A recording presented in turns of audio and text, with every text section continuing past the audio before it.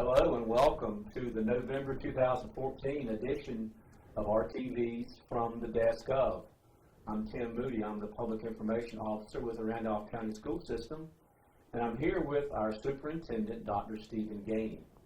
We are grateful to Randolph Telephone for the opportunity each month to sit down for these interviews and talk with our community about things going on in the Randolph County School System. Dr. Gainey, there is a lot going on right now. We had a board work session and board meeting yesterday. A lot of activity there. The day was kicked off with a meeting with some legislators. If you would, talk to us about who was in attendance there and some of the things that we talked about.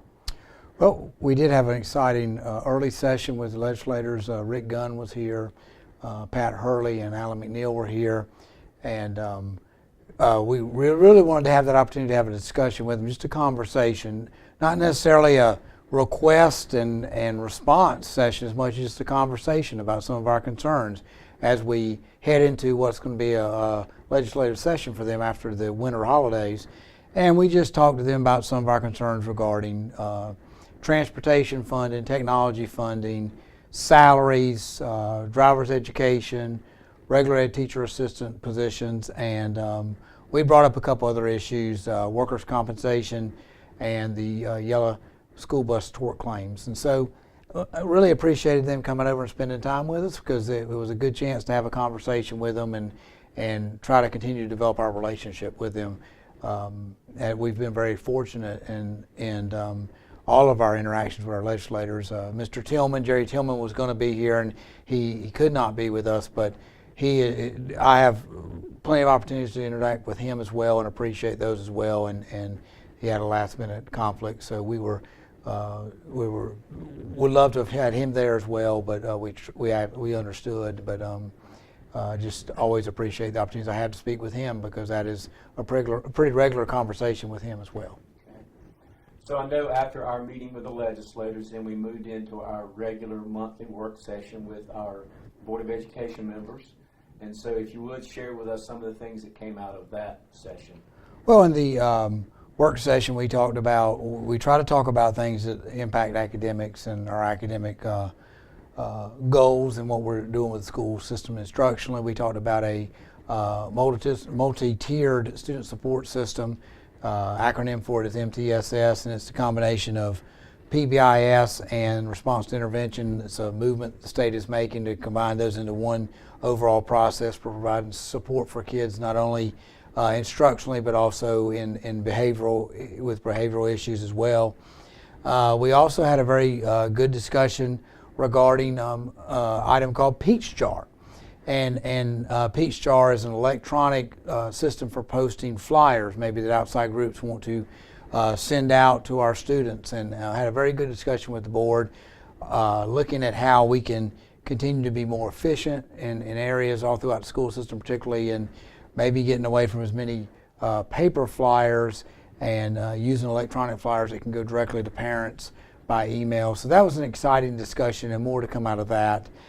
We also, towards the end of the work session, talked about what the next couple months or next month looks like for the board, and we do have a annual meeting for the board in December, on December 15th, where there's the chair and vice chair elections, and we also will have 3 board members sworn in that night. So Ms. Coltrane, who will be returning to the board, and then also Mr. Biggs and Mr. Burgess, who won elections and will be new board members. So some exciting times coming. Okay, so then following our work session, of course, was our monthly board meeting. And it turned out to be the final board meeting for a couple of our long-standing board members, Tommy McDonald and Gary Mason. You had a special presentation for those gentlemen. Can you tell us about that? Yes, we presented them with a plaque of appreciation, and also they took their pictures with them that are in the boardroom. Every board member's pictures in the boardroom.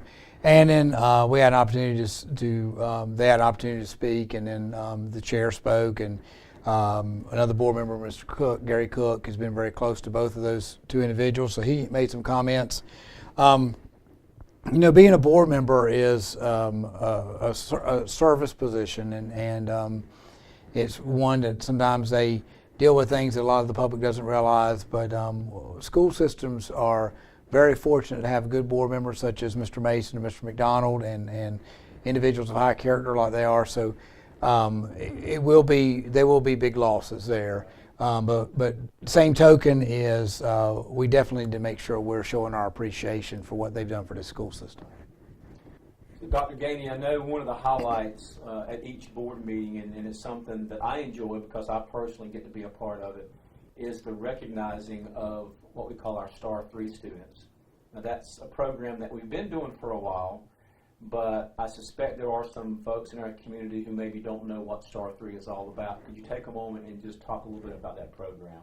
Well, to begin with, Tim, the Star 3 acronym stands for students that are, and then it's the R cubed, respectful, responsible, and do the right thing. I would say that's probably the highlight of every board meeting for me, and that may be one of the most important, if not the most important thing we do every board meeting is recognize students.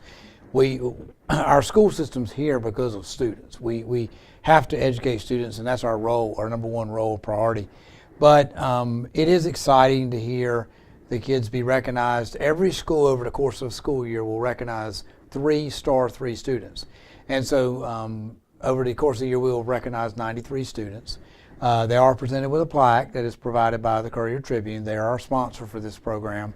And you may have a child that's recognized for overcoming some unusual situation in life. Maybe it's an illness. You may have a child recognized for just being just constantly just making great grades, or being just great accomplishments in athletics or performing arts. Or you may have a child that's recognized for just being the great leader or high character student. And we leave that to the schools. The schools have their own committee, and they when it's their month, they let us know who to recognize. And so over the course of a year, a school will have somebody recognized, maybe say in September, also in December, and then maybe again in March. So we don't recognize 3 on the same night from the same school. But it's fun to see the parents come in, the school staff come in support of the kids, and then it's obviously fun to see the kids be recognized. They come up front, they get their picture taken with board members, and they get their picture taken as a group. And it's just it's a neat reminder of why we're here. We're not here for a lot of things going on in the school system, but the number one reason why we're here is not budgets and resources necessarily.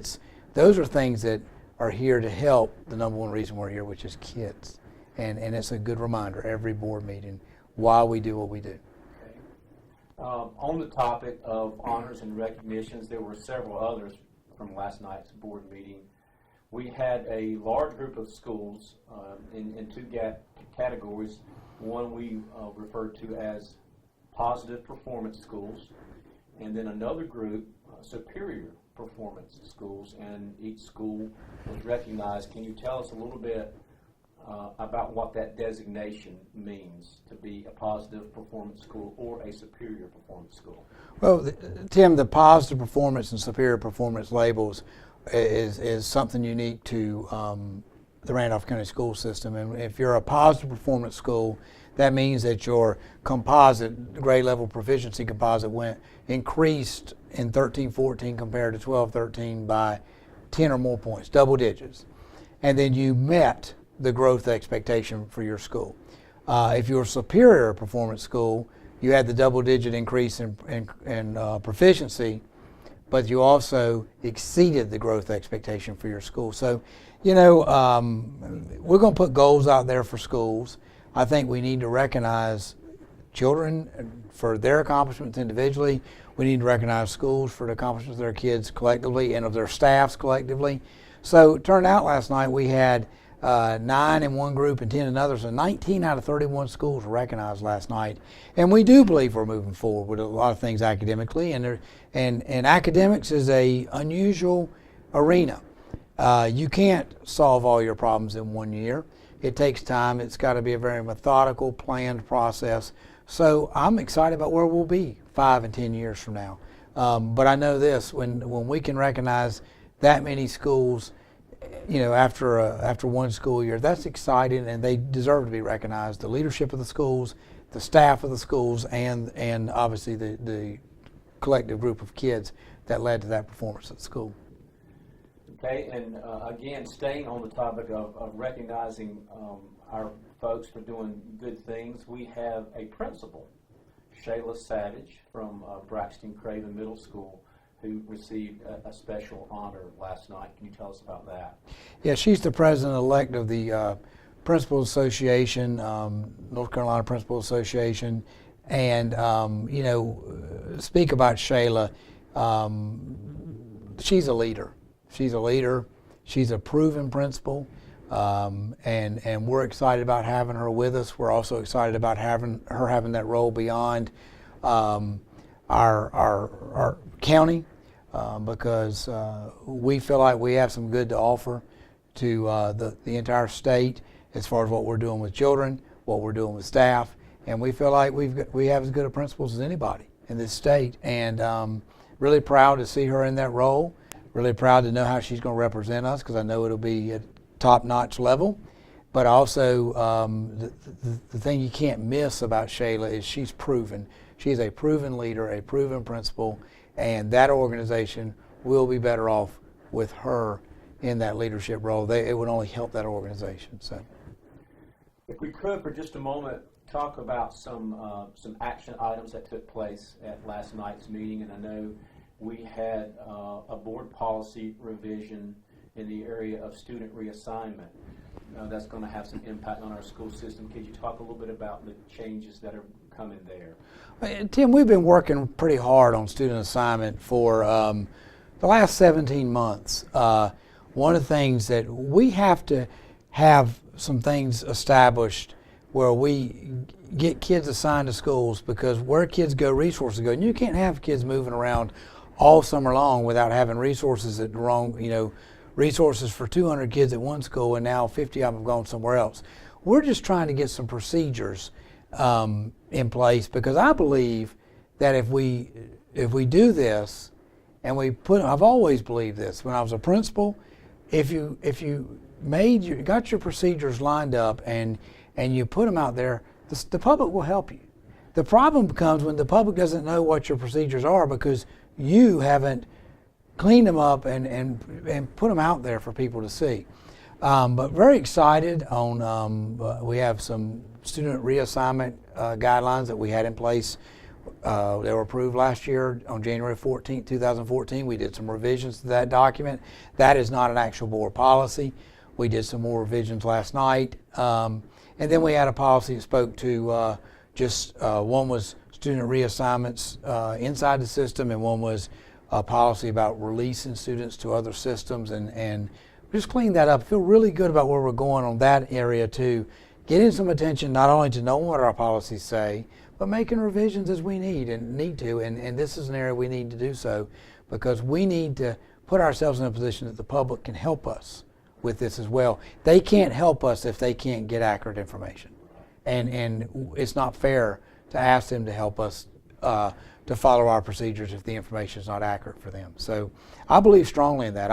I go back to both schools I was a principal of. I had three big groups of people I thought that helped that school go. One was the students, one was the staff, and the other group was the parents. And I don't know that I can put a value on any one of those three groups being, I surely can't say the parents weren't as valuable as the other two groups. I'm surely not ever going to say that, because I felt like the parents played a very big role in the success of both of those schools. So I want to work with them the best we can. Dr. Gainey, we're about 3 months into the school year now. We're approaching our Thanksgiving break. I know you spend a lot of time in the schools. So being 3 months in, being in the schools, what are the things that you see day to day as you walk the halls and you meet with the administrators? What are you seeing? What is exciting you about these schools and what's going on in this school year? I'm seeing a temperature change, and I don't know if that's the right thing, but that's what I think about when I go in our schools.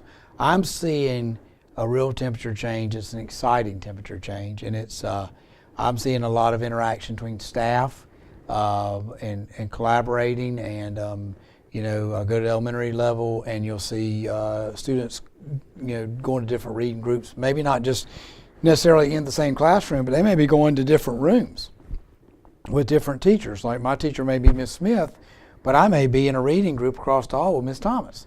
I'm seeing a lot of attention to academics, a lot of attention to what can we do better, how can I collaborate with my colleague, how can I differentiate to maybe this child doesn't grasp this topic this way. How else can I come at this child? I'm seeing a lot of people making a great efforts to. It's not just do things differently, because this school system has a great foundation, a long-standing great foundation. But as times change, we've got to be willing to change a little bit with the times too. And I'm excited about what I see. The conversations I'm having with principals are so different than 17 months ago, and they're going to get different over time. I go in schools, the conversations I have with teachers are different. Now we've been around each other for 17, 18 months. But they're just so different. It's refreshing to me. We go in classrooms and read at the elementary level, the leadership team does, and that's an exciting time, because that's when I get to step in the seat of an elementary teacher and see the joy they have with kids that they do every day, and see where they're at. I mean, I see, they don't have an easy job. None of these teachers have an easy job. And the only way you can begin to understand that is to put yourself in their shoes. And but it is a very rewarding job for them, I do believe, and I've always felt that way. But it's just it's been an exciting first 3 months, and it's only going to get better. Okay, Dr. Gainey, in closing out this interview, I wonder if you would share for our community what your leadership philosophy is. You lead this school system, 31 schools, 18,000 students. We have good leaders in each of the schools. What is sort of the prevailing leadership philosophy that you adopt as you come to work each day and you're leading people and you're leading schools? What guides you? What motivates you? What do you think about? Tim, I probably could sum it up in 2 words: trust and transparency. We have to trust each other. And when I say trust each other, there's got to be trust between elected officials in the school system, trust between staff and at school level and central service staff, trust between principals and and their school staff and central service, trust with the kids that they're going to do the right things. We have to be transparent with what we do. And when, I'm not one that walks around and tries to remember what I told you, the day before, because I'm going to be very transparent with you, and we're going to try to do things the right way. Probably when you get past that, it's, we need to get the right people in the positions to lead, and then we need to provide guidance as needed, but you cannot get in the way of that leader and expect them to get their talents engaged and do what they need to do. And that kind of goes back to the trust piece. We have 31 schools. I've been a principal. I think I know how important it is for that principal to have some autonomy at his or her school. I appreciated that from the superintendents I was a principal under. It's very hard to run a school when you don't have that. So I'm constantly, one of the things I keep as a priority is I want to go to the schools, I want to see what's going on, but I also need to make sure I don't do anything to undermine the authority of the principal on that campus, because I can't be the principal of 31 schools, nor, I can't do it, nor can anybody else do that. And so we've got to put people in positions that can do those roles, because then they work down with, they working with their staff and providing autonomy and empowering them to do things that are needed for kids. All right, well, Dr. Gainey, thank you. And again, I just want to say thank you to Randolph Telephone for giving us this opportunity. We do enjoy the chance each month to meet with our community and share the things that are going on in our school system. And we thank you for your support, and we thank you for this time that we've had.